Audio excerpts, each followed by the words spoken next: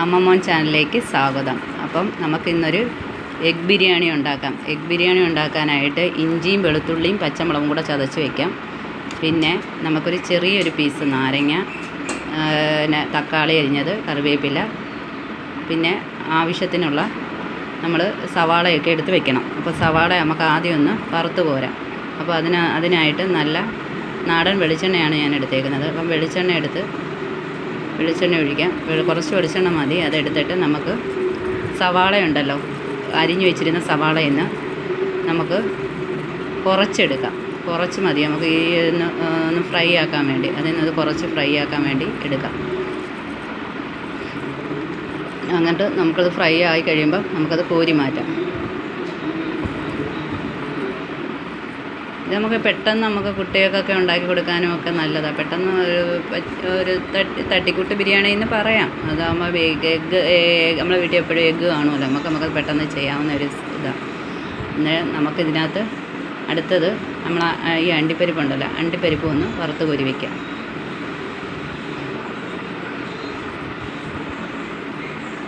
അപ്പം അണ്ടിപ്പരിപ്പ് നമ്മൾ നന്നായിട്ട് ഒന്ന് ഫ്രൈ ചെയ്ത് കോരിയെടുക്കാം. അതൊന്നും ഇത് കോരി മാറ്റാം. അടുത്തതായി ഒരു വലിയൊരു പാത്രം, നമ്മൾ ബിരിയാണി വേവാൻ പറ്റിയൊരു പാത്രം അതെടുത്ത് വയ്ക്കാം. കട്ടിയുള്ള പാത്രമായിരിക്കണം. അപ്പോൾ നമുക്ക് ഈ വറുത്ത് കോരി എണ്ണ തന്നെ അതിനകത്തേക്ക് ഒരു ശകലം ഒഴിച്ചിട്ട് അതിനകത്ത് നമുക്ക് കുറച്ച് മഞ്ഞൾപ്പൊടി ഉണ്ടല്ലോ, മഞ്ഞൾപ്പൊടി ഇടാം. കുറച്ച് മഞ്ഞൾപ്പൊടിയും അത് കഴിഞ്ഞിട്ട് നമുക്കൊരു സ്വല്പം മുളക് പൊടി ഉണ്ടല്ലോ, മുളക് പൊടി ഇടാം. അപ്പം നമ്മൾ എഗ് ബിരിയാണി അല്ലേ ചെയ്യാൻ പോകുന്നത്. അപ്പോൾ നമ്മൾ എഗ്ഗ് നമ്മൾ പുഴുങ്ങി വെച്ചേക്കുന്നുണ്ട്. അപ്പം നമുക്ക് അതിനകത്തോട്ട് എഗ്ഗ് ഒന്ന് വയ്ക്കാം. അതൊന്ന് മുളക് പൊടിയിലും മഞ്ഞൾപ്പൊടിയിലും ഒന്ന് ഫ്രൈ ആയി എടുക്കാം. ജസ്റ്റ് ഒന്ന് ഫ്രൈ ഇതാക്കി കോരിയെടുക്കാം.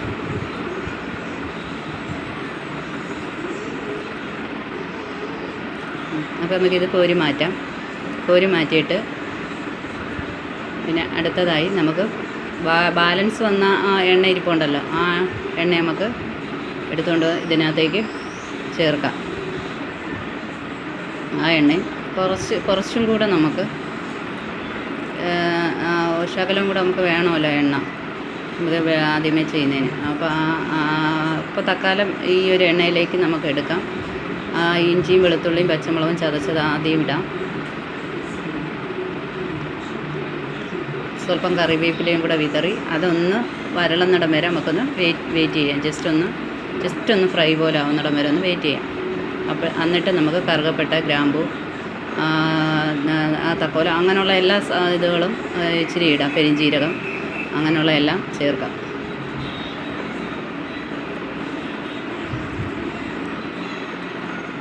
അതും ഒന്ന് നല്ല രീതിയിലൊന്ന് ജസ്റ്റ് എണ്ണയിൽ കിടന്നൊന്ന് വരളട്ടെ.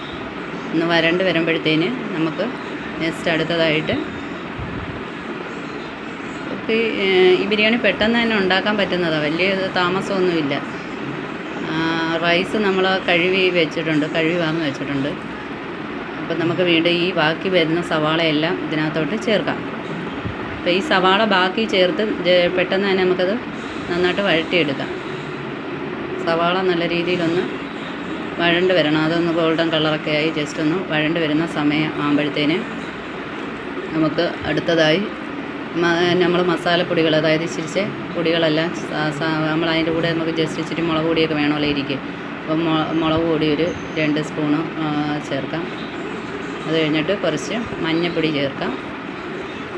മഞ്ഞൾപ്പൊടി ഒരു സ്വല്പം അതും ചേർക്കാം. അങ്ങനെ ഇതൊന്ന് നമുക്ക് ജസ്റ്റ് പെട്ടെന്നൊന്ന് വഴറ്റിയെടുക്കാം, ഒന്ന് ഫ്രൈ ചെയ്തെടുക്കാം. അപ്പോൾ നമുക്ക് ഈ മറ്റേ ഗരം മസാല ഉണ്ടല്ലോ, അതും കൂടെ ഒരു ശകലം ചേർക്കാം. നമുക്ക് ഇച്ചിരി മണത്തിനൊക്കെ നല്ലതാണ്.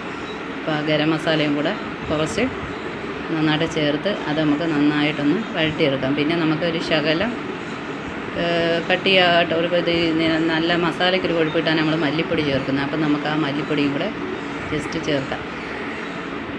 എന്നിട്ട് നമുക്ക് ബിരിയാണി മസാല ഉണ്ടല്ലോ, അതും സ്വല്പം ഇച്ചിരി കൂടുതൽ ചേർത്താൽ അത്രയും നല്ലത്. നമുക്ക് ആ ബിരിയാണിയുടെ മണവും എല്ലാം കിട്ടും. പിന്നെ നമുക്കതിൻ്റെ തക്കാളി തക്കാളിയും നല്ല രീതിയിലൊന്ന് വഴണ്ട് വരുന്ന ഇതാവണമല്ലോ. തക്കാളി നല്ല ഒരു പേസ്റ്റ് പോലൊരു രീതിയിലാവുന്ന വരെ. എന്നിട്ട് നമുക്ക് തൈര്, കട്ടിയുള്ള തൈര് ചേർക്കാം.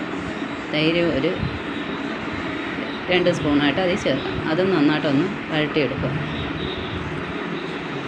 അപ്പോൾ അത് കഴിയുമ്പം നമ്മൾ എന്ത് വേണം, അടുത്ത നമ്മൾ ആ നാരങ്ങയുടെ ഒരു കുഞ്ഞു പീസില്ലേ, അത് ആ മുട്ട അതിൽ പറക്കി വെച്ചിട്ട് ഒന്ന് ജസ്റ്റ് അതൊന്ന് ഇളക്കണം. ഇളക്കിയിട്ട് നമ്മൾ അതിനകത്ത് മറ്റേ ഞാനിപ്പോൾ എടുത്തേക്കുന്ന ഒരു 2.5 നമ്മളെ കൈമ അരിയാണല്ലോ, അതാകുമ്പോൾ നമുക്ക് പെട്ടെന്ന് വേവും. അപ്പം ഈ ഗ്ലാസ്സിനാണ് 2.5 ഗ്ലാസ് എടുത്തേക്കുന്നത്. 2.5 ഗ്ലാസ്സിന് ഞാനൊരു 3.5 ഗ്ലാസ് വെള്ളമാണ് എടുത്തേക്കുന്നത്. അതായത് 1 ഗ്ലാസ് അരിക്കും 1.5 ഗ്ലാസ് വെള്ളമാണ്. അത് തിളപ്പിച്ച് വെച്ചിരിക്കുകയാണ്. അപ്പോൾ അത് നമുക്ക് ഇതിനകത്തോട്ട് ചേർക്കാം. 3.5 ഗ്ലാസ് വെള്ളമേ ഞാൻ ചേർത്തിട്ടുള്ളൂ. അത് മതി. ഈ അരി നമുക്ക് പെട്ടെന്ന് അങ്ങ് വേവുന്ന അരിയാണല്ലോ. അപ്പം ഞാനത് കഴുകി വാരിയും വെച്ചിരിക്കുകയാണ്. എന്നിട്ട് നമുക്ക് ഇതിനകത്ത് ആവശ്യത്തിന് വേണ്ടുന്ന ഉപ്പ്, നമ്മൾ മസാലയിലൊന്നും ഉപ്പ് ചേർത്തിട്ടില്ല. അപ്പം നമുക്ക് അരിയിൽ അത്യാവശ്യം വേണ്ടുന്ന ഉപ്പ് ചേർക്കണം. എന്നിട്ട് ഈ ലെമൺ എന്ത് ചെയ്യണം, ഇച്ചിരി ഒന്ന് ലെമണിൻ്റെ നീര് ഒഴിക്കുന്നത് എപ്പോഴും നല്ലതാണ്. ബിരിയാണിക്കൊക്കെ ഇച്ചിരി ലെമൺ നീര് ഒഴിക്കാം. ആ ചോറൊക്കെ നമുക്കൊന്ന് ടൈറ്റ് ആവാനും ഒക്കെ നല്ലതാണ്. എന്നിട്ട് നമ്മൾ കറിവേപ്പിലയും കൂടെ അതിട്ടിട്ട് നമ്മൾ വാരി വെച്ചേക്കുന്ന കൈമ റൈസ്, ആ അരി നമുക്കിതിനകത്തേക്ക് ചേർക്കാം.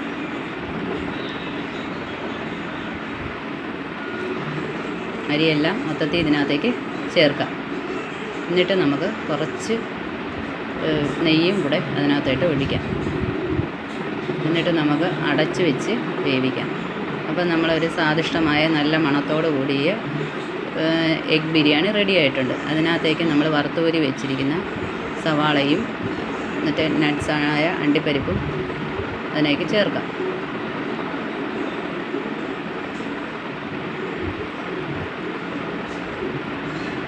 അപ്പം ബിരിയാണി എല്ലാവർക്കും ഇഷ്ടമായെങ്കിൽ എല്ലാവരും ലൈക്കും കമൻറ്റും സബ്സ്ക്രൈബും ഷെയറും ഒക്കെ ചെയ്യണം. നമുക്കപ്പം ഈ ബിരിയാണി ഒന്ന് പാത്രത്തിലേക്ക് വിളമ്പാം.